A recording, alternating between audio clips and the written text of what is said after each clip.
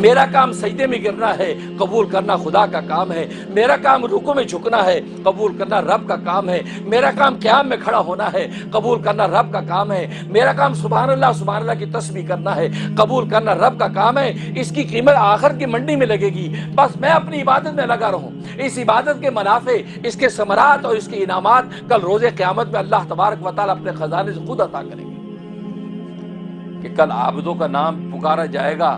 تو آج میں نے اگر ٹوٹے پھوٹے سجدے دیے ہیں تو ٹوٹے پھوٹے سجدے والوں میں عابدوں کا نام میرا بھی آ جائے گا۔ بس ہمارا کام اتنا ہے، ہمارا یہ کام نہیں کہ اللہ آپ نے قبول کیا ہے کہ نہیں کیا، میں نے اتنے سجدے کہ آپ نے قبول کیا ہے نہیں کیا، میں اتنے تہجد پڑھے آپ نے قبول کیا یا نہیں کیا۔ اور آج ہم اس کا معیار کیا بنا رکھا ہے؟ یہ بیان بنا رکھا، ہم تو تہجدیں پڑھتے ہیں، ہم تو 5 وقت کی نمازیں پڑھتے ہیں، لیکن ہمارے کاروبار مندے، ہمیں نقصان ہو رہا ہے، گاڑی نہیں چل رہی ہے،